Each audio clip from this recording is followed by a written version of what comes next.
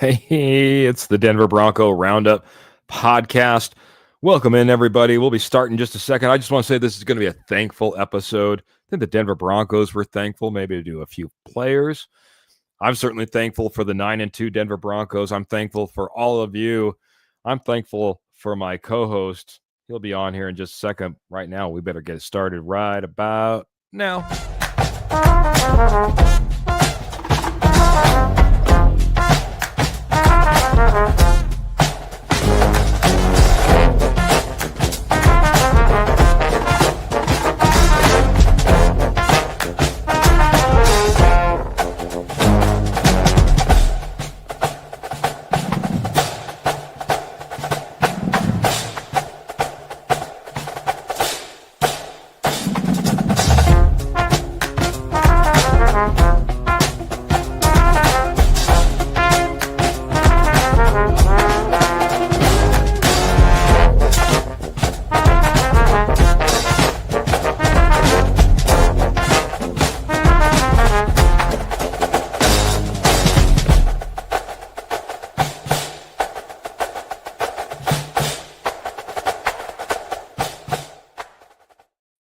It's almost Turkey Day. It's almost Turkey Day. But right now, it's the Denver Bronco Roundup podcast. Welcome in, everybody. My name is Keith Brugman. We're brought to you by Rocky Mountain Sports Network. We have an amazing sponsor named Morgan Trinklets. We'll talk about them later. It's almost Turkey Day, and we are thankful, man. First, thanks got to go out to my fantastic co-host. Been rocking the mic with me for a long, long time. Mr. Jody the Judge Moncrief, man. So thankful you're here to talk a little Denver Broncos football. Welcome into the show, my friend. What's up, and happy early Thanksgiving to everyone. Hope everyone's all ready to do their cooking and ready for Sunday's game. Hopefully we can make this 10-2. Already looking ahead to Sunday's game, man. He's not even going to be thankful yet. He's laser focused. He's laser focused like Bo Nix on a fourth quarter drive, man. That's where Jody's at, the judge. He's focused in on our Broncos, what they're going to do on Sunday. But honestly, man, lots of thanks, man. Lots of thanks. Like Phil McLaughlin saying happy Thanksgiving to all. Good to see you, Mr. Phil McLaughlin. Good to see you. And so thankful for you coming in here, rocking the comments as a posse member like you always do, my friend. It's good to see you. The Denver Broncos, man, though.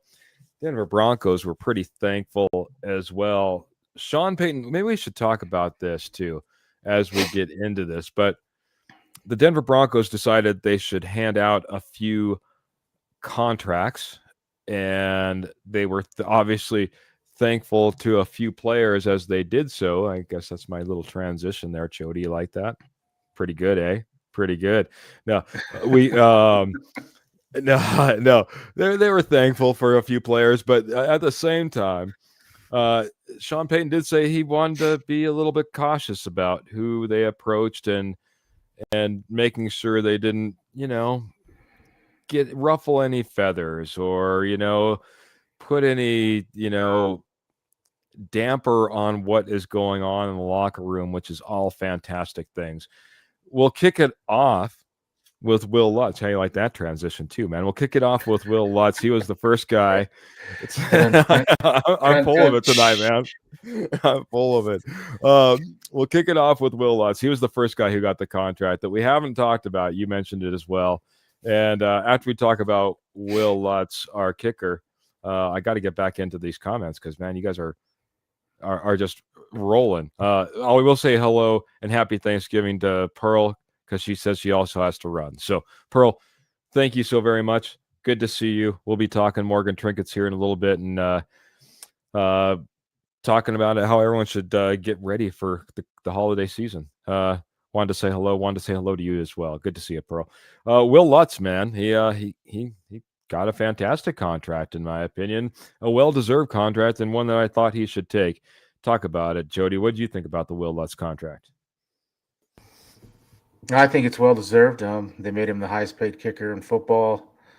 He was AFC Player of the Month last month, AFC Player of the Week 2 weeks ago. crushed it against the Chiefs. I think he made 5 field goals that game. He's missed 2, I think, all year. 2 long ones. He's been great, and with our kind of shaky scoring touchdowns, I mean, he's been the one saving grace to get points on the board. So no complaints there for me.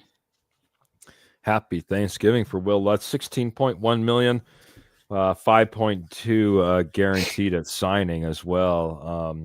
Didn't realize that made him as the highest paid kicker, but 3-year contract. Will Lutz has got to love kicking in the mile high air. It's been good for him. We'll continue to go through this list, but at one point we were laughing at all the New Orleans Saints transplants that we were bringing on to the Denver Broncos, and a lot of people said that we were the next New Orleans Saints, or another New Orleans Saints, or New Orleans Saints Part 2, whatever it happens to be. But some of these have really worked out. Will Lutz has been one of those guys, and like you said, he's been key down the stretch, man.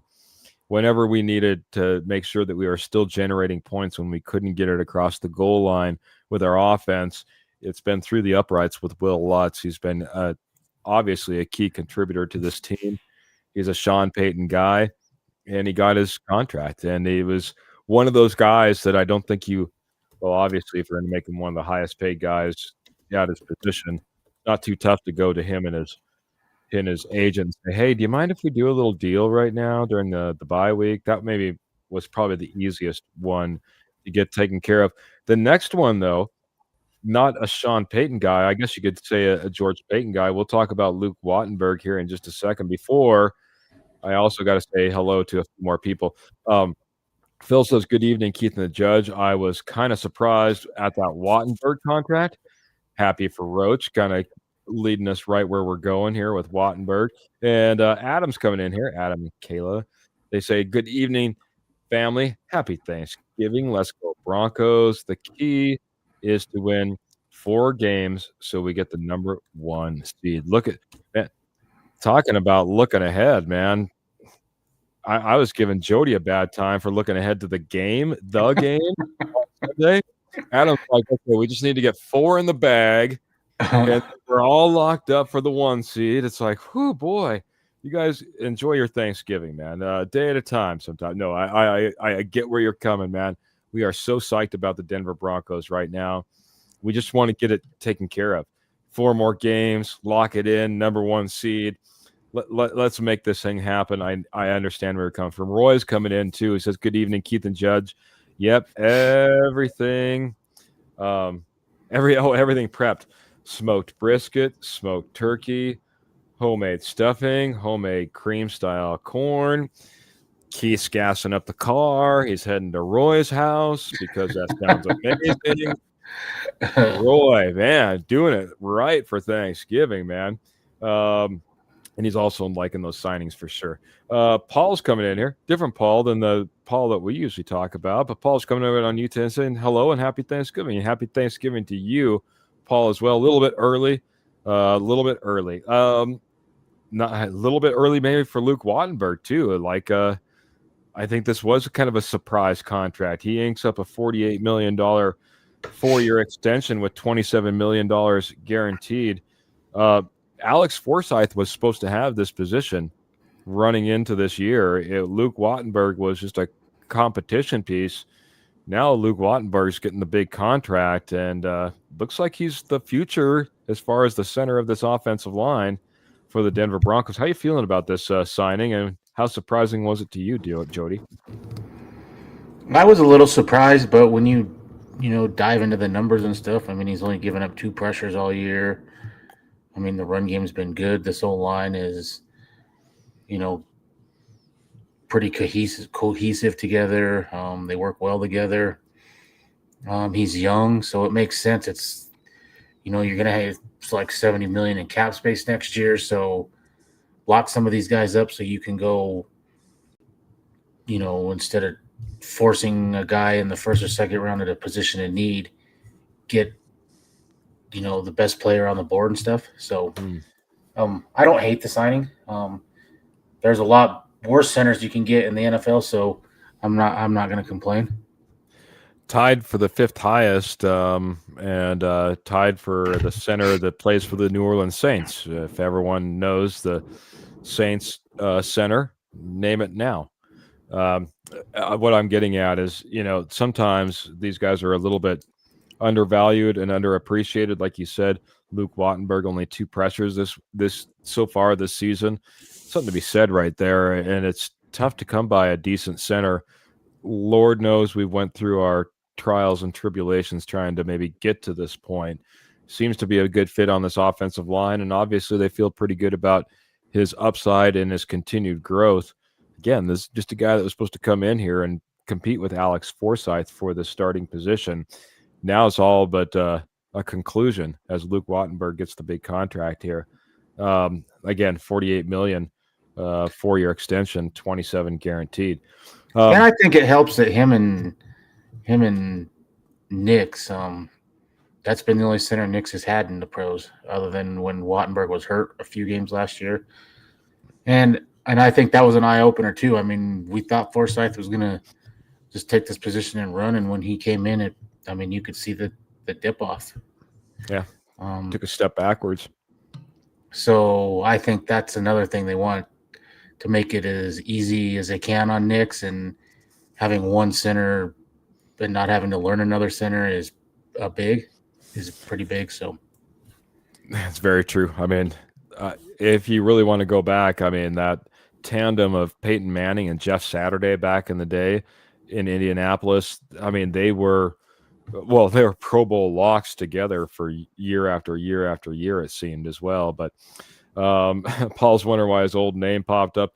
I'm not sure, Paul. It started happening about a week ago. I don't know if it's a YouTube thing. Don't know if it's a StreamYard thing, but we started getting all the old handles back. So, yeah, you got your old handle. Pearl had her old handle back as well. So, take it up with YouTube, from what I understand. I don't know. Go yell at them.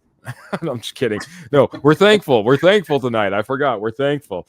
I'm pretty thankful for this guy, man. He's a firecracker on this defense, and I never mind when he gets into the rotation. Malcolm Roach got a little bit of love and a little bit of thankfulness from the Denver Broncos during this bye week in the form of a $29 million 3-year extension, $14 million guaranteed over that contract, essentially about $5 million a year. I think this is the steal of the 3 contracts handed out, because I love myself some Malcolm Roach, and at basically $5 million a year in today's NFL money. That's a couple nickels jingling around in the bottom of your pocket, it seems like, anymore. I love the signing. Yeah, I love the signing too. It also ensures if you don't get a deal done with John Franklin Myers, I think he can slide right into this, be a starter on this team. It's kind of what I predict, because there's some other guys I would like to get signed. So Jaquan McMillan being one. But it'll be interesting to see what they do with John Franklin Myers now. Is that still a priority, or do they feel that Malcolm Roach is ready to start? And I want to say I did see it. I didn't read it much, so hopefully I'm not speaking out of turn. But John Franklin Myers coming out and saying he was happy about all his guys getting taken care of and getting paid. This is what I'm talking about as far as what Sean Payton was speaking to, knowing who you need to go to, who you can go to, and how you just don't want to upset the apple cart at this point, because the Denver Broncos are playing pretty dang good. They got a lot of mojo going. They got a lot of love in between themselves. Offense, defense, it doesn't matter. Even when the offense ain't doing all that great, life is still okay. You know what I mean? With the Denver Broncos right now. And you don't want to go in there and start stirring things up. Have people start worrying about monies and contracts, and I'm in negotiations, and are they undervaluing me? Whatever it happens to be. But through all that, the noise has been consistently John Franklin Myers, When's he going to get taken care of? Should he get taken care of? This should be our guy. Maybe he's going to be the guy that let go. Was it the right idea? It seems like it with the way that he's kind of responded, saying he's thankful for the other guys getting taken care of. But, you know, where are you at on John Franklin Myers? Because it seems like Denver Broncos country is pretty dang thankful for him. But I don't know if the ownership will thank him in the way of a contract moving forward. I would like to see them find a way to bring him back. I mean, you basically got him for a 7th-round pick when you made the trade, so you stole him basically. He's been productive, but I think it's one of those. If the rumors are true, he's asking, around that 20 million mark, and I just don't know that Denver wants to go there. Especially after paying Zach Allen big, you paid DJ Jones, now Roach. I mean, that's a lot of money committed to your D line, D and O line both, but a lot of money committed there. When you just drafted, I mean, we haven't seen a lot of him, but when you just drafted Savion Jones in the 3rd round, Owazurike has been getting a lot of play. So it'll be interesting to see, can they find a number that they both agree on, or does Denver just move on from him?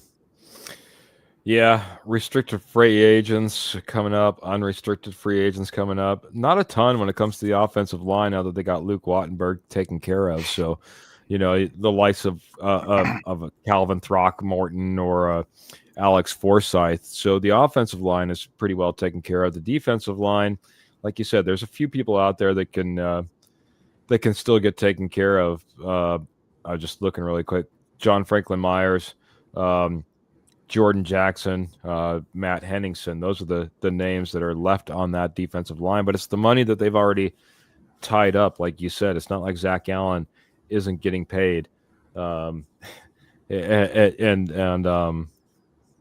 who else did you just mention? I just lost my train of thought. Sorry, buddy, but defensive line is starting to get paid. There's going to be multiple pieces. You're going to have to decide on some of these free agents that you brought in, like a Dre Greenlaw and Hufanga and the like. So I like Dutchy's coming in and saying he's hoping that they get JFM signed up, but he's also thankful for the ownership for paying our Broncos, says Paul. And here it is. Where are we at? I'm all over the place. He was saying that the ownership should get George Payton taken care of as well. That's one of the comments I saw in there.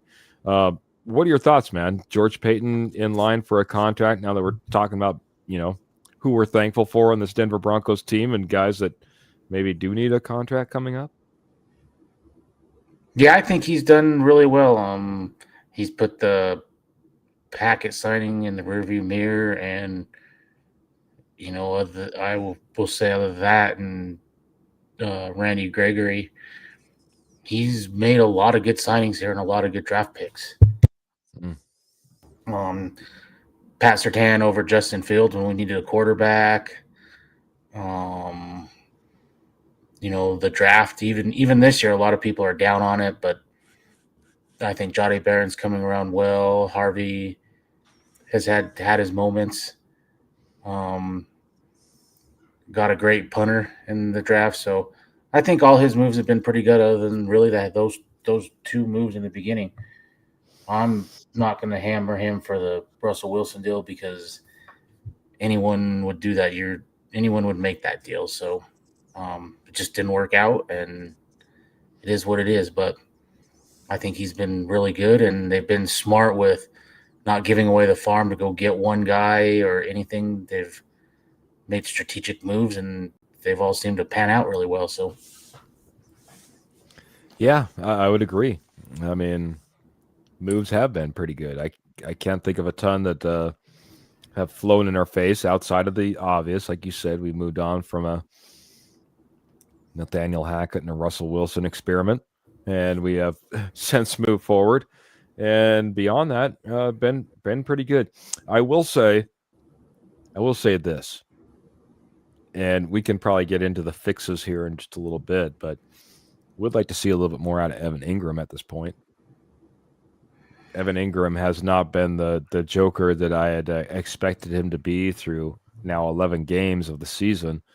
Um, that one's hurting just a little bit. It stings a little bit, doesn't hurt, I should say. What are your thoughts on Evan Ingram and his production thus far, and does it hurt George Payton in any way, I guess?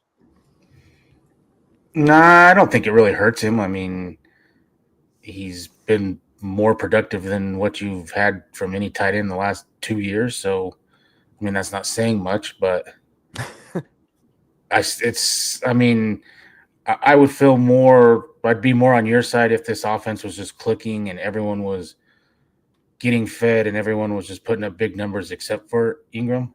But even really Sutton, he has not really. I mean, he's made big catches and he's kind of on pace for what he did last year, but it just hadn't looked the same. They're force feeding Troy Franklin a lot, and he's dropping a lot of passes. It's just there's just some things there. They're trying to work Pat Bryant in. So, but I will give him. He's other than what he missed the Colts game, he's been healthy this year, which is something he hadn't been in the last couple of years, and I expect him, like we've seen in the Eagles game, make a big catch and make a play. I expect that down the stretch. I think some things got worked out over this bye, and I expect a different. I expect this offense to come out rolling a little bit better. So hopefully he's a part of that. So Mile High Dutch coming in agreeing. He says the connection will happen, and they've gotten more practice, and we're ready. We're ready. We're tested and ready to go with Evan Ingram. So, yeah, I mean, I'm not gonna. And like I said, I felt weird bringing it up. Even I wasn't looking to lambaste George Payton over the Evan Ingram signing, but I think you brought up a good point. You haven't seen this offense necessarily being,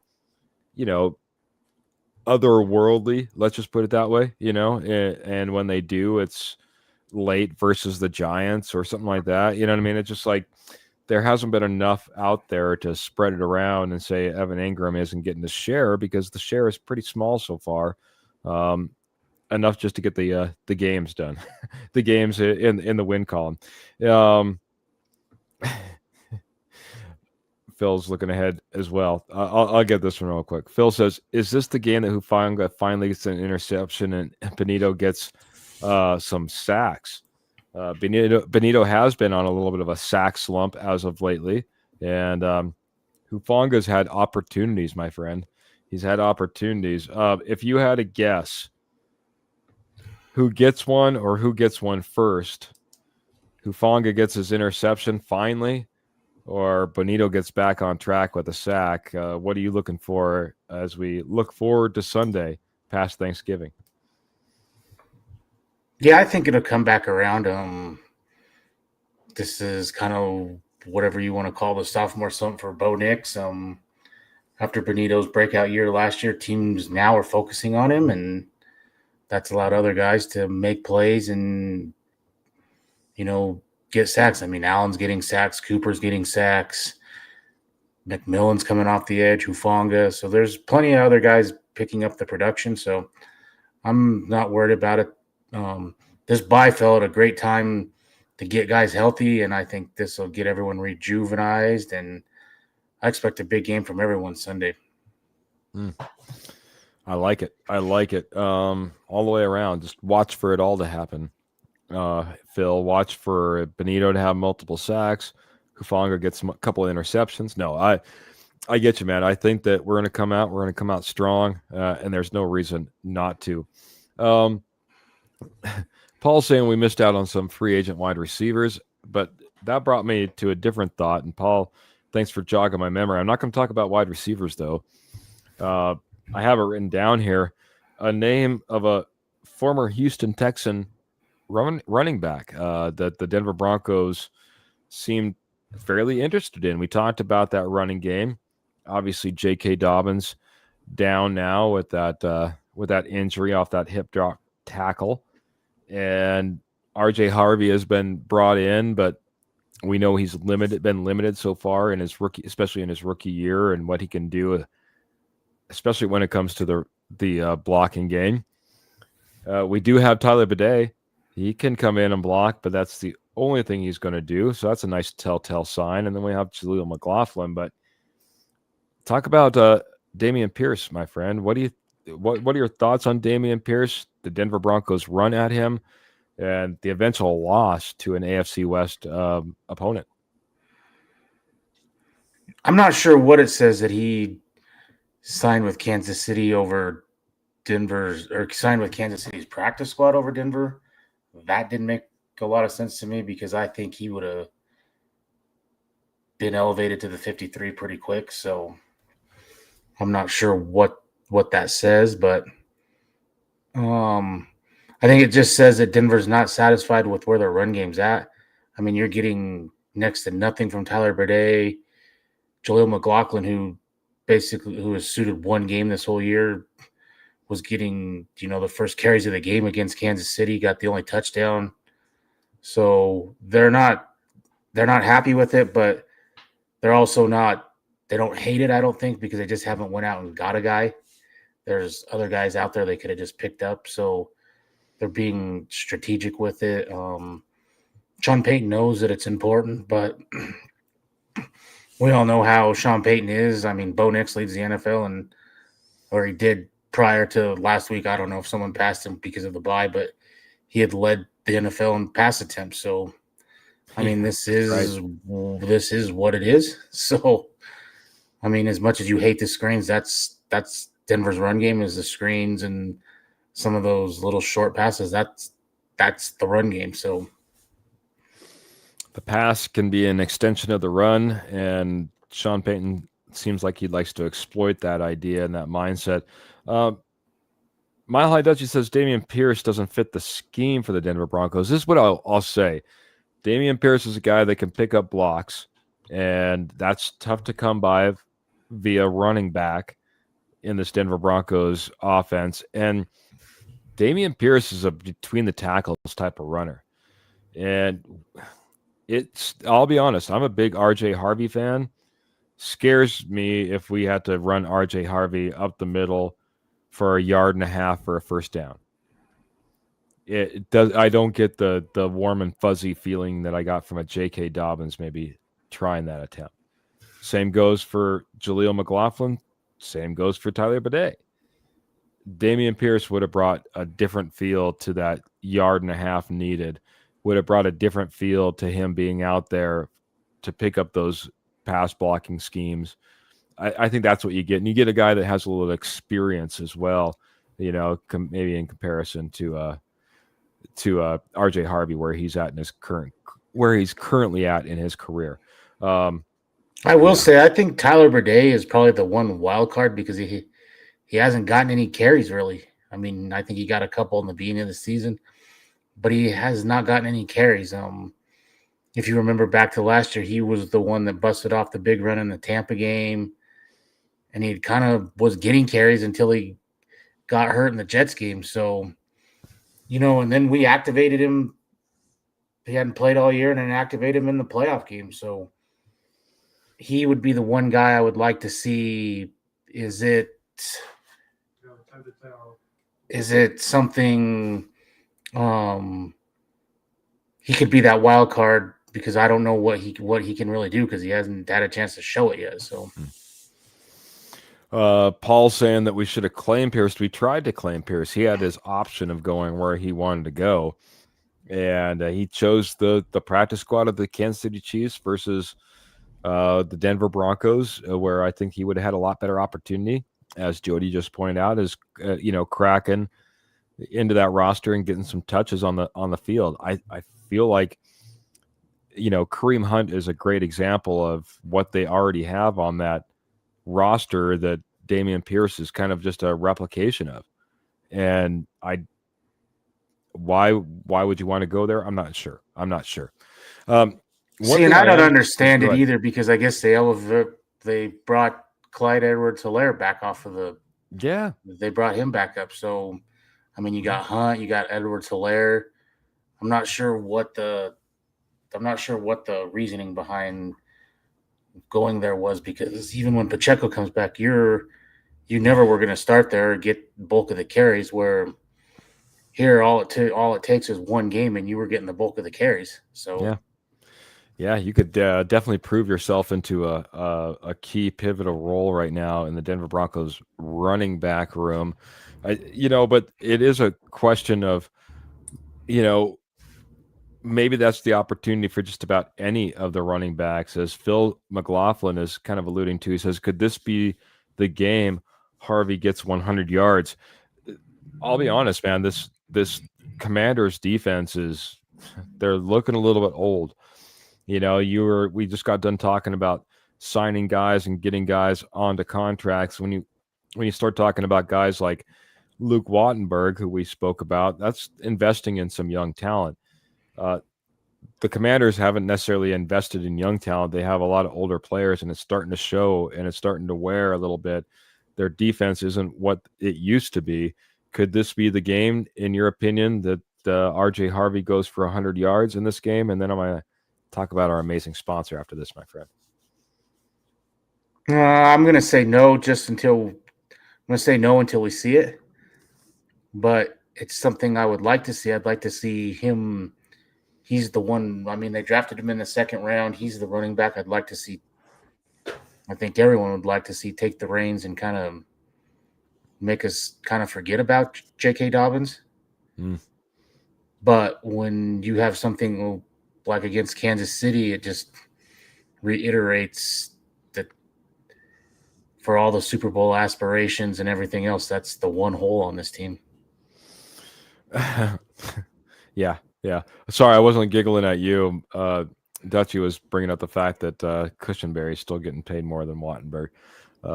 And I don't think we're going to reverse that trade anytime soon. I will say I think that's before Cush is before George Payton got here, so I think that's a. Oh no, he's with he's talking about that Tennessee contract. He got paid as one of the highest. Right, but that's what I'm saying. I think you might have seen Cushenberry here had George Payton been here already. So well, I think he had the opportunity to retain him. You know what I mean? George Payton was here, wasn't? Yeah, he was here. He could have retained him. He could have kept him under contract. But once Tennessee gave him that huge offer in free agency, man, you're not gonna come back on that. I don't think that we were necessarily sold on Lloyd Cushenberry to that extent or that level. And it kind of forced our hand to go a different direction. Luke Wattenberg being it. I'm going to go a different direction. I'm going to talk about our amazing sponsor, and that's Morgan Trinkets. Morgan Trinkets, well, has been your headquarters as a sponsor for Denver Bronco Roundup for a long time, but they've also been your headquarters for Southwest Jewelry, Southwest Pottery, Estate Gold at wholesale prices for over 34 years. They were a nationwide company, wheeling and dealing coast to coast. But now they just hang out in your backyard if you're in northern Colorado and southern Wyoming. They do shows all over the place. Fairgrounds, gem shows, dog shows, horse shows. I don't know, Rocky Horror Picture Show. Probably not. But I'm telling you, if there's a show in your area, there's probably Morgan Trinkets out there hanging out, showing all their Southwest Jewelry, Southwest Pottery, Estate Gold at wholesale prices. They're also over on Etsy. Just type in Morgan Trinkets Co. Type in Morgan Trinkets Co. over on Etsy. See everything they have to offer. All orders over $50 are shipped absolutely free. All major credit cards are also accepted as well. Pearl also has an amazing eBay store, but you just have to type in Pearl Heat, Pearl Heat, Pearl Heat, and you're over there on the eBay store. Maybe it's a little bit easier. Maybe you like to transact on eBay a little bit differently. All the terms and conditions apply over there. Just check out Morgan Trinkets by typing in Pearl Heat over there on eBay as well. Morgan Trinkets, super thankful for you. Thank you so much, Pearl. It's wonderful having you as a sponsor, and we appreciate all the love you have for us. Bigger salary cap, bigger salaries, says Paul. Hope it all keeps going that way. And I'm going to check to see the comments here in just a second, because I know my good friend, Mr. Michael Ronquillo, on the way he usually rocks his way in here. But right now, I'm just going to read the comments. It says, good evening, Keith and Jody and Gobo Broncos. Those blue and orange hearts, that mile high salute we all know. Good to see you, Michael. Ronquillo. And speaking of thankful, man, I keep talking about that posse. I'm so thankful for Michael Ronquillo, the Ronk himself. Super thankful for you, my friend. Good to see you, and thanks for joining us and joining the posse. You're going for a ride this evening, a little Thanksgiving Eve. So, talking more and more Denver Broncos, man. I know we've been talking contracts, but the other half of what I wanted to talk about a little bit on here was also some fixes. We got some fixes when it came to maybe the injury report and some getting some guys back. Maybe we could talk about that, how that's looking as we get warmed up towards Sunday. How are things looking good there? How are things looking? Hopefully good, Jody. I think it looked pretty good. Pat Sertani was limited today, but he's back on the field. Jonah Ellis was full today, or limited, sorry. Pat Bryant was full, so I think the shoulder is in pretty good shape from the Kansas City game. And Alex Singleton was full, and it sounds like he's pretty much going to play Sunday. So, I mean, that's pretty amazing. 2 weeks after cancer surgery, that he's going to be back on the field. So, all in all, it sounds like we're getting pretty healthy. Really, the only guy down is Nate Atkins. Other than that, we're about as healthy as can be. So, no complaints on the injury front. I love getting Jonah Ellis back. I think that he can be that spark plug that kind of comes in third quarter, fourth quarter, gets these guys a rest and gets some fresh legs out on the field. I think he's been able to show that, and that for an offensive line that stays consistent, this defensive rotation can be pretty brutal for opposing offenses when the Denver Broncos line up. Singleton, man, guy loves his football, and I heard a someone reiterating a interview that he was on. He's like, "Yeah, I was just more disappointed that I was going to let my boys down. I can't wait to get out there on the field." And this is what he's after, you know, again, all the cancer scare, the whole 9 yards. He's just rushing to get back out on the field and be a contributor, and just loves football, man. And I got to love a guy that loves football. So good to see that. PS2 obviously goes without saying, man. PS2 is sometimes I think even overlooked at how great he is, even though we value him a ton. Kind of that quiet, confident guy that just locks everything down for us.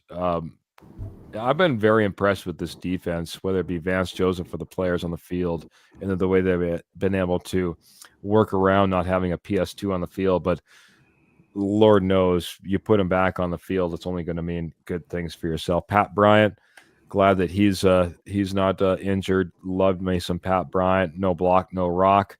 Pat Bryant needs to get out there and continue to become an integral part of this offense. I think that's going to be key as we go down the stretch and we kind of put these last few games together before the playoffs. And I think you see it from teams year after year, season after season, where guys come on, they make a connection, they come on strong, and it's a lot of times it's a different player. It's a different player that's been hasn't been present maybe for the majority of the year that can really become that spark plug. Maybe a Pat Bryant's that type of guy. Hope that Nate Atkins comes back. I gotta say though, before I turn the mic back over to you, Jody. First, Michael's letting us know he dropped 100 stars, man. And Michael, we appreciate that very much. But this has not been the only stars I had. I was surfing around while you were talking. Phil dropped 100 stars, and then Phil came back in again and dropped 100 stars. It's a beautiful evening under the stars for us tonight, man. A thankful night, and appreciate you guys for everyone coming in here, being a part of the conversation. If you're able and capable and afford us the ability to continue on by dropping a couple more stars our way, well, Lordy, we appreciate that as well. Thank you all very much. Very thankful on this Thanksgiving Eve. A lot of fixes that'll be coming when it comes to the injuries, like I said, Jody. But I want to just get into it in general. I mean, can I add one thing before you move on? Oh, yeah. Go right ahead, my friend. I think the Pat Surtain coming back is a bigger deal than a lot bring on for the fact that we play a lot of zone since Pat Sertan's been out. Once he's back, you will see us a lot more in man. You will see us a lot more blitzing, and I Mm-hmm. think that's when you will see Cooper and Benito and some of these other guys start racking up the stats again. That's Denver was blitzing a lot. They were coming after guys, and they've kind of backed out of that once he was off the field. And I expect that to ramp back up once he gets back on the field. So, And the funny thing about that too, man, just to tag along with that, because our good friend Phil was asking earlier, what's gonna happen, in this game? Are we gonna get a Nick Benito sack back on track? Like you said, if PS2 can come back, all of a sudden Nick Benito and the rest of these guys can start to eat on that defensive front. But the other thing he said, will Hufanga get that turnover, that interception, also with PS2 back there? Like you said, the type of coverage that they're allowed to play, you saw it, man.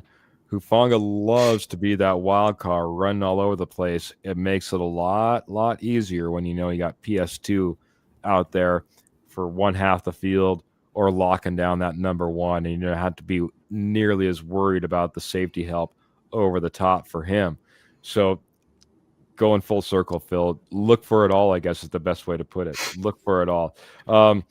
This is what I was talking about a little bit earlier. John Franklin said that he was not mad about not getting a contract extension with the Broncos, and he's happy for his teammates, Will Lutz, Luke Wattenberg, Malcolm Roach. Yeah, we mentioned that a little bit earlier. I think it would be, I mean, John Franklin Meyer's contract is probably one of the ones that's probably the most tumultuous.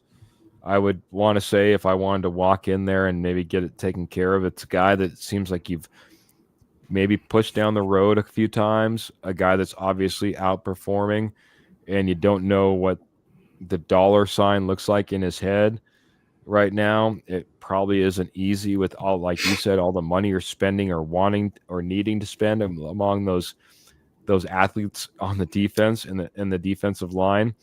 So John Franklin Myers is just one of those ones that I think I'm glad that he took it the way he did, because I don't know if it would have been their best spot to try to get this deal negotiated in such a short time over the bye week. How do you feel about that, my friend? I agree I agree with that. I'm glad that that's the way he said it and approached it. I think this really comes down to money. I think he wants more than Denver's willing to give. I think he could have already been under contract if they could have met in the middle or something. It just sounds like he wants close to that $20 million mark. And I mean, when you can go get Roach for what he get, 10, 12, I mean, Yeah, 15 million guaranteed. I mean, so, 27 million over 3, so that's like 9. and as much as Denver's in nickel, I mean, he's the guy that they he comes off the field a lot in nickel and dime. So it's not Allen. DJ Jones is in there a lot. Roach is in there a lot. So, I mean, he's the one guy that comes off probably the most. I think those are the two contributing factors, what he thinks he's worth and what Denver thinks he's worth. Yeah. But you can ask a lot of different players, go get a big payday from a team that's not very good and see how they like that and how they wish that they were back. I mean, I know it's a little bit different, but go look at Von Miller the last 3-4 years. He's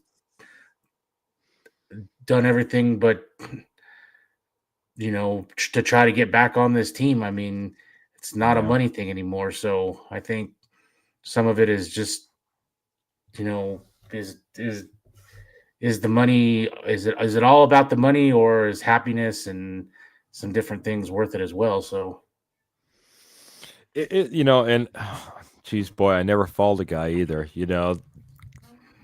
When it comes to life in the NFL, right, when your average, career's like 4 years or something. Yeah, 3-4 years if you're lucky. I mean, you do have to get yours when you need to get it. But you're absolutely right, man. 100% right. There's something to be said about playing on a team. I just watched a recent interview with TJ Ward, and TJ Ward was asked, why do so many people who have come to the Denver Broncos end up claiming the Denver Broncos as their own? TJ Ward had a long career, end up coming to the Denver Broncos, and basically claims the Denver Broncos as his team. It's something special about, like you said, walking in that locker room, this fan base, this team, this town. And when it comes to, like a guy like John Franklin Myers, that has to be something that you have to compute in your mind, especially when this is your second stint, when you have been someplace else and you have seen what it can be in comparison. I think that the Denver Broncos have something special, and I think that will come into account. I wouldn't be surprised if, when it comes right down to it, we talk about John Franklin Myers, doing a good deal for everybody, himself and the Denver Broncos as well. If that deal gets done, I could definitely see that happening. And I'm not going to fault Franklin Myers for wanting to get a big payday, because TJ Ward's a perfect example. I mean, he won a Super Bowl here, and in 2016, right before the start of the season, they just shipped him out for, I mean, VJ's at the podium saying they're not trading him, and they always dealt him. So there's no loyalty really from these teams. It seems like there is here right now because of the guys Peyton's brought in. They've paid and some different things, but we've seen great players even here in Denver. I mean, Steve Atwater played his whole career here, and in @99 he was a New York Jet. So there, at the end of the Demarius day, Thomas. there's Demarius Thomas was traded. Von Miller was traded. So at the end of the day, there's really not loyalty. So from teams. So if you can get paid big, get it, because that might be the only chance you ever get at it. So, Yep. It's a double-edged sword. Because I mean, maybe need to get him back on the show. But we had a former Denver Bronco and Glenn Cadrez that came on here and said, "Oh boy, Broncos, completely different experience from where I started my career, and I would never want to go back to where I came from." You know what I mean? In comparison, so does become difficult out there at times, just depending upon the team. Jody, with you saying that with TJ Ward, it's pretty, like the 2015 season must really mean a lot for him to, to claim Denver after you go out there and you win a Super Bowl for him, and then the next year, out of nowhere, you're gone. Yeah. So, yeah. I mean, it's pretty wild, and for them to kind of do you dirty like that, and you still claim them as yours. Yeah. And he says, the great thing is you come back and the alumni come back, and it's got a strong alumni that come back every single year. And he's like, now I'm friends with players I never played with, but we're Denver Broncos as well. So I'll just leave it with this, man. We got about 10 minutes. Need to wrap this up, and I just like to get everybody in here. When it comes to your Denver Broncos, their 9-2 season, I won't. I'm not going to elaborate anymore because I don't want to take the words out of anybody's mouth. I just love to get some thoughts about what you're most thankful for here in this 2025 year, this 2025 season when it comes to the Denver Broncos. Jody, I'm going to have you start us off, my friend. What jumps to mind as the thing that you're most thankful for in this year, 2025, this 9-2 season? I have a couple things I'm thankful. That we ended up with Sean Payton. From all reports, he was not the first choice. But where Denver was with Hackett and how that season finished, and 2 years later, 3 years later, where we are now, 2 years, he had us in the playoffs. And what he was able to do, letting Russ go and eating that kind of money, bringing in quarterback that not a lot of people wanted here, and he's been able to win with him. Has it been perfect at times? No, but all in all, it's been pretty good with Bo. There's been ups and downs, but the ups and downs with all rookies. So I'm thankful for how quick Sean Payton came in here and changed his culture around and was able to build a winner and and he did it. He did it in a way that he didn't do it in New Orleans because if you go back and New Orleans is still paying for some of the bad deals that he made there and kicked the can down the road and some different things. And that's where George Payton has been really great to, put a stop. We don't know this probably, but some stuff put a stop to some things behind the scenes. We can't do that. We can't do this or whatever. So thankful for that. Thankful for them getting VJ here. He gets a lot of grief sometimes, but VJ has done wonders with this defense the last 2 years. It's been incredible. I'm not sure the way he was treated here the first time as a head coach and the way it turned out that I would want to come back, but he did, and it was more than the right move because if and when he's ready to take a head coaching job, he's going to get his pick of where he wants to go, I think, of available jobs. So I'm thankful for that. Thankful for our owners who, invest in, I mean, you've seen it firsthand, what they're doing at the Dove Valley. You've seen that there. Huge. What they're getting ready to do with this new stadium.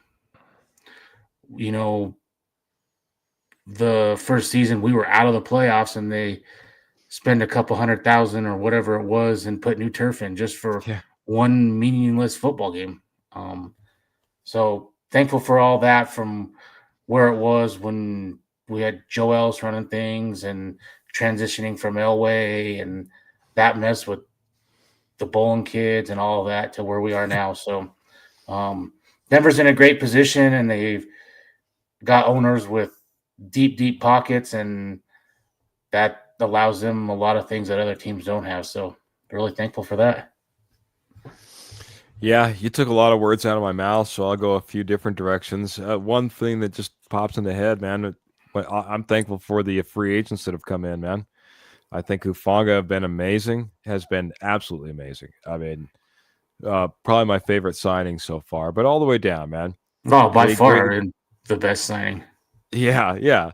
Dre Greenlaw, though, man, I think we're just getting a little bit of a taste. I thought this last game was the first game he really started, just falling into what he needed to be.